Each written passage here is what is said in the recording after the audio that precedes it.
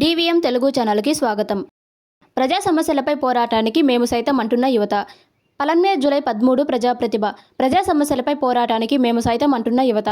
ముందుకు వస్తున్న జాతీయ మానవ హక్కులు మరియు అవినీతి నిర్మూలన సంస్థ జిల్లా అధ్యక్షులు డివి మునిరత్నం పేర్కొన్నారు. అందులో భాగంగా ఆదివారం పలన్నేరు పట్టణంలోని మానవ హక్కుల కార్యాలయం నందు జిల్లా అధ్యక్షుణ్ణి గంగవరం మండలం కలగటూరు గ్రామానికి చెందిన యువ నాయకులు కనీశ్వర్ వారి బృందం మర్యాదపూర్వకంగా కలిసి శాల్వా కప్పి సన్మానించారు.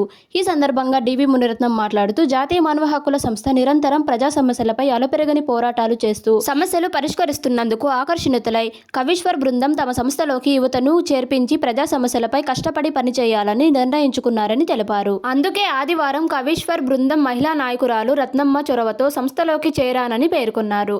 అనంతరం యువ నాయకులు కవీశ్వర్ మాట్లాడుతూ చాలా రోజుల నుండి మానవ హక్కుల సంస్థ ప్రజా సమస్యలపై చేస్తున్న పోరాటం సోషల్ మీడియాలో నిత్యం చూస్తూనే ఉన్నామని, ఎప్పుడైనా ప్రజల కోసం నీతి నిజాయితీ అవినీతి లేని నిస్వార్థం నిబంధత కలిగిన అలాంటి టీం నాయకత్వంలో నడిచి ప్రజలకు ఉపయోగపడదామని నిర్ణయించుకున్నామని అభిప్రాయం వ్యక్తం చేశారు.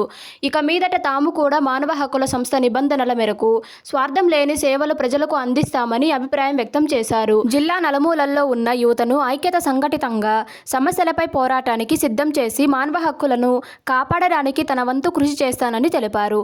సన్మాన కార్యక్రమంలో జయశంకర్, కోదండ, నాగరాజు, జనార్దన్, మహేంద్ర, ఆనంద్, నారాయణ శెట్టి పాల్గొన్నారు.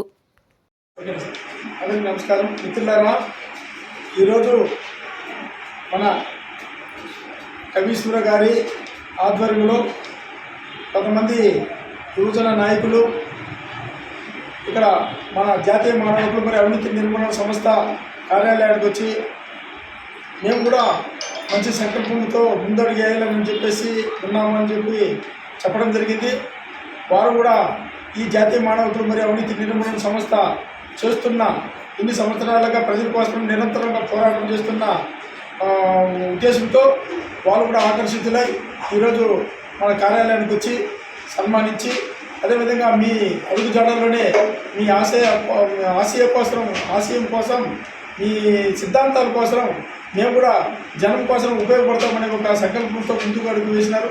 వాళ్ళకి ప్రత్యేకమైన ధన్యవాదాలు తెలుపుతూ, ఇక రాబోయే రోజుల్లో కూడా యువజన సంఘాలను కూడా ఎక్కువ కలుపుకొని యువజనుల్ని ఏకతాటికి తెచ్చి సంఘాలు ఏర్పాటు చేసి వాళ్ళు కూడా ఈ విధి విధానాలు ఈ సమాజం యొక్క మంచి చెడుల్ని వాళ్ళకి వివరిస్తూ ముందడుగు వేస్తామని చెప్పేసి కూడా మేము భావిస్తూ నిర్మించుకుంటున్నాము.